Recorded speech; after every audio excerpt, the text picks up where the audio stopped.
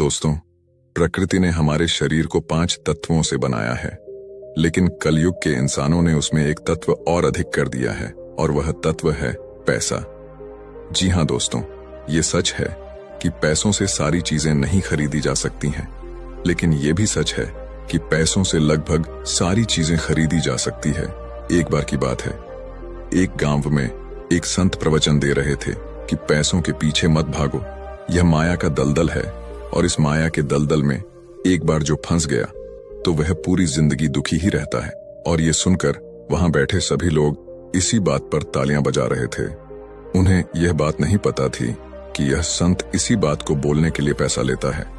दोस्तों, यही तो माया का खेल है, जो कि इस दुनिया में बहुत कम लोग इस बात को जान पाते हैं, और जिसने ये जान लिया उसको इस माया ने बुलंदियों की चोटी पर पहुंचा दिया। दोस्तों, आज के समय में पैसा कमाना जितना मुश्किल नहीं है, उससे भी ज्यादा मुश्किल है पैसों को संभाल कर रखना। इस दुनिया में बहुत से लोग ऐसे होते हैं जिनके पास कुछ पैसा क्या आ जाता है, वो लोग घमंड में आ जाते हैं। क्या है कि वो लोग पैसों के नियम को जानते ही नहीं। आपने ध्यान दिया होगा कि सरस्वती माँ की तस्वीर हमेशा बैठी होती है और लक्ष्मी माँ की तस्वीर सीधी रहती है, क्योंकि सरस्वती माँ यह कहती है कि मैं जल्दी आऊंगी नहीं, और यदि मैं आ गई तो मैं वापस जाऊंगी नहीं, क्योंकि ज्ञान इतनी आसानी से अर्जित नहीं किया जा सकता, और यदि हमने एक बार किसी ज्ञान को अर्जित कर लिया तो वह ज्ञान हमसे कोई छीन ही नहीं सकता। लेकिन दूसरी तरफ लक्ष्मी माँ का यह नियम होता है कि वह जल्दी आ भी जाती है और उतनी ही जल्दी चली भी जाती है। यदि किसी इंसान को पैसे को सही तरीके से रखना नहीं आया तो बहुत जल्द उस घर से लक्ष्मी निकल जाती है। तो दोस्तों, आज की इस कहानी के अंदर मैं आप लोगों को 6 ऐसे खर्च बताऊंगा जिसे आपको आज और अभी से ही बंद कर देना चाहिए, तो ही आप पैसों के सही नियम को समझ पाएंगे। आप कितना कमाते हैं ये जरूरी नहीं है, आप चाहे जितना भी कमाते हैं, इसमें से आप अपना खर्चा इन 6 जगहों पर कम कर दो तो धीरे धीरे आपके घर में धन रुकना शुरू हो जाएगा। आपको खुद को लगेगा कि सच में हमारे घर में पैसा रुकना शुरू हो गया है। और अमीर बनने का सबसे पहला रास्ता यही होता है कि अपने खर्च को कम कर दो और ज्यादा पैसा कमाने का तरीका ढूंढो। तो चलिए जानते हैं इस कहानी के माध्यम से कि वह कौन सी 6 चीजें हैं जहां हमें पैसा नहीं खर्च करना चाहिए। तो चलिए कहानी शुरू करते हैं। लेकिन उससे पहले, यदि आप भी महात्मा बुद्ध को दिल से मानते हैं और उनको सम्मान देते हैं तो कमेंट बॉक्स में नमो बुद्धाय जरूर लिखें। आपकी प्रतिक्रिया हमें सकारात्मक ऊर्जा प्रदान करती है। एक बार की बात है, एक गांव में 2 औरत रहती थीं।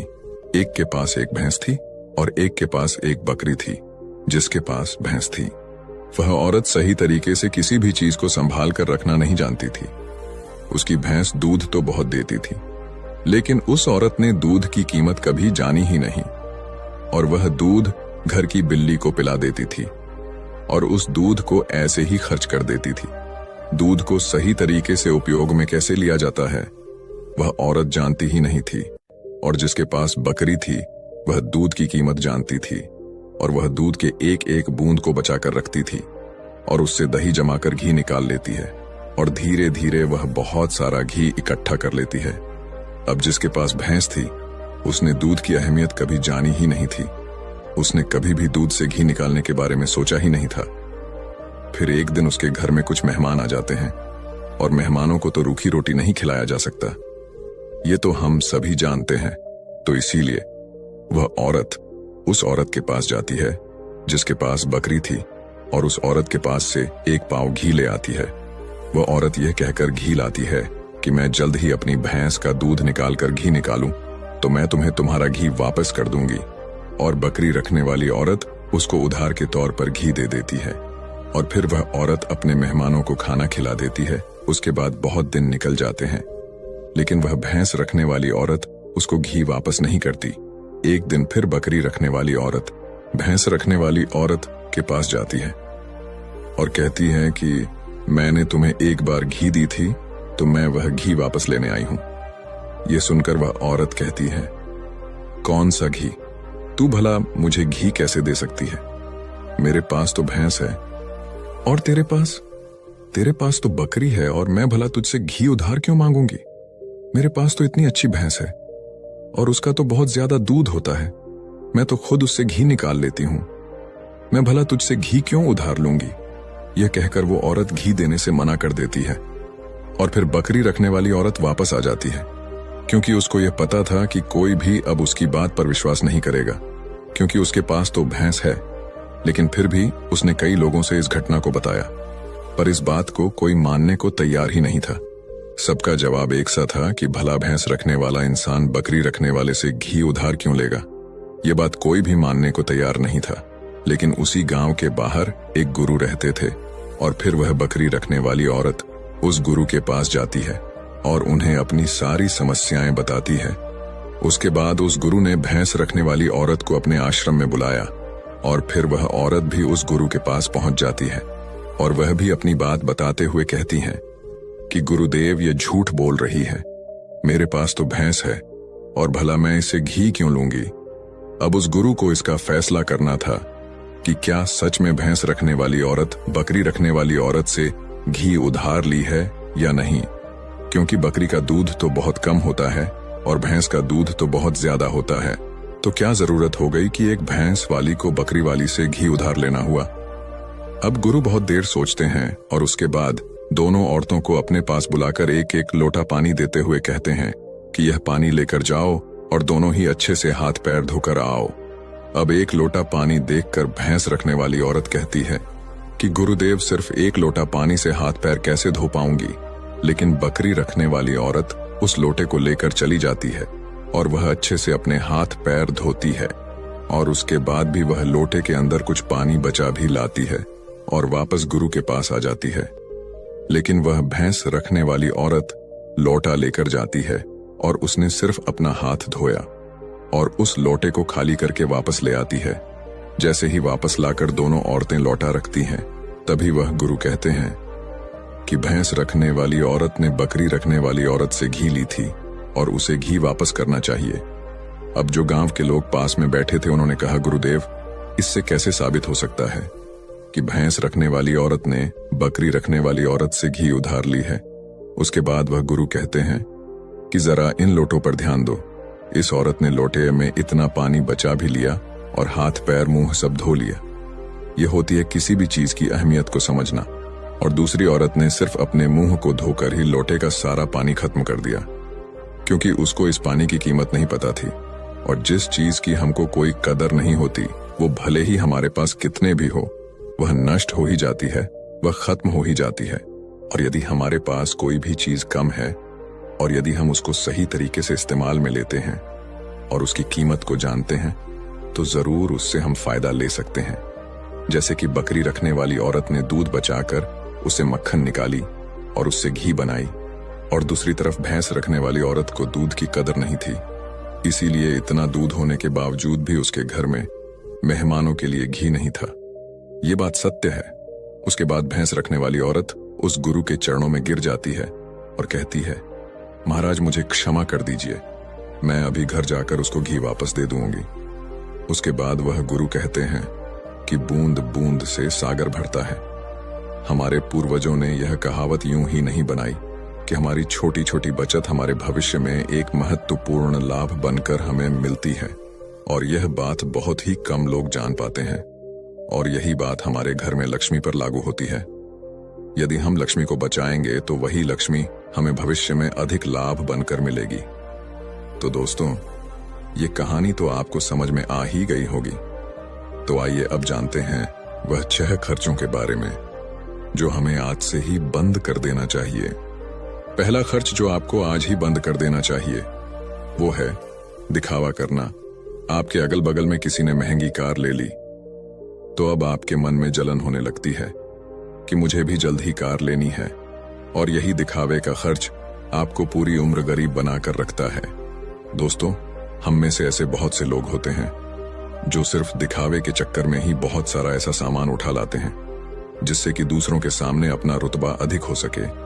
कार ले लेना, महंगे जेवर ले लेना, महंगे मोबाइल ले लेना, या फिर ऐसी कोई महंगी चीज खरीद लेना जिसकी हमें हमारी जिंदगी में कोई जरूरत भी नहीं होती।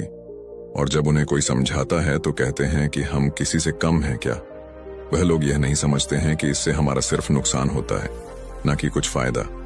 यदि आपको सच में अमीरी के रास्ते पर चलना है तो ये सारे खर्चे सबसे पहले आपको बंद करने होंगे और वही पैसा कहीं इन्वेस्ट करना सीखना होगा। मैं ये नहीं कहता कि आप अपने शौक पूरे ना करें। मेरे कहने का मतलब ये है कि जिस चीज की आपको जरूरत है बस आप वही लो, पर कभी भी किसी को देखकर कोई सामान बिल्कुल ना ले। दूसरी बात है, कंपनियों के स्कीम से दूर रहना। अपने सामान की बिक्री अधिक करने के लिए अलग अलग ब्रांड की जो कंपनियां होती हैं वह लोगों को लुभाने के लिए एक स्कीम लाती है, लेकिन ये उनकी मार्केटिंग करने की एक रणनीति होती है जो हम लोग समझ नहीं पाते और बहुत सारे लोग अलग अलग स्कीम के चक्कर में वह चीज भी खरीद लेते हैं जिसकी उन्हें जरूरत भी नहीं होती। यदि हम मार्केट में जाते हैं और हमें पता चलता है कि 50% डिस्काउंट के अंदर कोई वॉच मिल रही है, चाहे हमारे घर में 2-4 वॉच रखी हुई हो, लेकिन फिर भी हम उस वॉच को खरीद लेते हैं। हम लोग ये नहीं समझते कि यह सब मार्केटिंग करने की रणनीति होती है। इससे हमें फायदा नहीं होता बल्कि कंपनी को ही फायदा होता है। इसीलिए ऐसे शौक कभी ना पाले, क्योंकि यही गरीब होने का सबसे महत्वपूर्ण कारण भी होता है। क्योंकि जिस भी चीज की हमें जरूरत नहीं है हम उसी चीज में लक्ष्मी को खर्च कर देते हैं, तो उससे हमारे घर की लक्ष्मी नाराज हो जाती है और फिर धीरे धीरे हमारे घर से निकलने लगती है। तीसरी चीज जो आपको नहीं करनी चाहिए वो है उधार लेना। दोस्तों, आज के समय में ज्यादातर लोग कर्ज लेकर महंगी महंगी चीजें खरीद लेते हैं, जैसे कि कार, बंगला, मोबाइल, और फिर उसका पैसा भरते रहते हैं। जैसे कि आजकल हम लोग क्रेडिट कार्ड का इस्तेमाल करते हैं। क्रेडिट कार्ड हमें पैसे खर्च करने के लिए कहता है। जो पैसा हमारे पास है या फिर जो पैसा हमारे पास आने वाले हैं और उस पैसे को हम खर्च कर देते हैं, तो जरा सोचिए कि हम अमीर कैसे बन पाएंगे। जो पैसा हमारे पास अभी आया ही नहीं है, उस पैसे को भी अगर हम खर्च कर देते हैं तो हम अमीर बनने के बारे में कैसे सोच सकते हैं। और साथ ही हम उन बातों का पालन नहीं करते जो हमें गरीब बनाती है, तो हम अमीर कैसे हो सकते हैं। और बहुत लोग तो ऐसे भी होते हैं जो लोन लेकर जमीन खरीद लेते हैं और यह सोचते हैं कि जब हमें इसमें फायदा होगा तो हम लोन वापस कर देंगे। लेकिन वो लोग यह नहीं समझते कि जितना हमें इसमें फायदा होगा उससे ज्यादा हमें लोन का ब्याज भरना होगा। तो दोस्तों, ऐसा काम कभी ना करें। कर्ज लेकर कोई भी चीज ना खरीदें। चौथी जो चीज है और सबसे अच्छी बात भी है कि आप अपने पैसों को कैश में रखकर ही खर्च करें। कभी भी मोबाइल फोन के किसी भी ऐप का उपयोग करके पैसा खर्च ना करें। आपको शायद पता नहीं होगा कि आप कोई भी सामान खरीदते हो और फिर फोन से पेमेंट करते हो तो आपको आपके पैसे खर्च होने का ज्यादा तकलीफ नहीं होता, क्योंकि वो पैसा आपके जेब से नहीं जा रहा। लेकिन वहीं पर यदि आप अपने जेब से पैसा निकालकर खर्च करते हैं तो आपको महसूस तो होगा कि यार पैसा खर्च हो रहा है और आप फिजूल खर्च से बचोगे। अगर आपको यकीन ना हो तो आप ऐसा करके देख लेना, मार्केट जाना और फिर किसी भी सामान का पैसा अपने फोन से पे करना। आप पाएंगे कि तब आपको ज्यादा तकलीफ महसूस नहीं होगा कि आपका पैसा खर्च हो रहा है। लेकिन जिस दिन आप अपने जेब से पैसा निकाल कर दोगे तो उस दिन आपको जरूर लगेगा कि यार पैसा जेब से जा रहा है, मेरा पैसा खर्च हो रहा है और बहुत ज्यादा पैसा खर्च हो रहा है। पांचवी बात जो आपको ध्यान रखनी है वो है आपको अपनी भावनाओं पर काबू रखना है। अगर आपको कोई चीज पसंद आ रही है और आप उसे खरीदना चाहते हैं तो सबसे पहले यह देख ले कि वाकई क्या इस चीज की आपको जरूरत भी है, क्योंकि बहुत से लोग कोई चीज पसंद आने पर उसे तुरंत खरीद लेते हैं। कई बार तो ऐसा भी होता है कि कोई स्कीम वाले आते हैं जो हमें लुभाने वाली चीजें लेकर आते हैं और हमें वह चीज पसंद आ जाती है और हम उसे तुरंत खरीद लेते हैं। तो हमें ऐसी चीजों को लेने से बचना चाहिए। हमें ऐसी चीज नहीं लेनी चाहिए, बल्कि हमें सिर्फ ऐसी ही चीज लेनी चाहिए जिसकी हमें जरूरत हो। छठी और आखिरी बात यह है कि कभी भी कोई भी फालतू शौक ना पाले। आपको शायद इस बात का पता होगा, इस दुनिया में महंगाई का सबसे महत्वपूर्ण कारण शौक है। आज के समय में नॉर्मल 10,000 का फोन आ रहा है और वहीं पर 2 लाख का भी फोन आ रहा है। दोनों में फर्क बस इतना है, किसी को 10,000 का फोन रखने का शौक है तो किसी को 2 लाख का रखने का शौक है। क्योंकि अमीर आदमी महंगा फोन रखेगा तो लगेगा कि वह अमीर है, तो यह शौक ही तो हुआ। शौक है तभी तो उसने महंगा फोन रखा और यही महंगाई का कारण है। और इसीलिए बड़ी बड़ी कंपनियां समय समय पर शौक वाली चीजें बनाते रहते हैं ताकि अच्छी अच्छी चीज बनाकर हमें लुभा सके और हमें वह चीज पसंद आ जाए और हम उसे तुरंत खरीद लें, क्योंकि उन्हें पता है कि ना लोगों का शौक खत्म होगा और ना ही उनका मार्केटिंग बंद होगा। तो इसीलिए अपने शौक पर काबू करें, जितना हो सके कम शौक करें, क्योंकि शौक करने से हमारी जिंदगी नहीं चलेगी, बल्कि मेहनत करने से और पैसे को अपने पास सेव करने से जिंदगी चलेगी। क्योंकि आज के समय में पैसा ही सब कुछ है। भले ही आज के समय में हमसे कितने भी लोग यह बात कहते हैं कि पैसा ही सब कुछ नहीं होता, लेकिन यदि उनकी जिंदगी में सही तरीके से ध्यान रखकर देखा जाए तो उनके लिए पैसा ही सब कुछ होता है। वह पैसों के लिए ही इधर उधर भाग रहे हैं और हमें कहते हैं पैसों के पीछे मत भागो।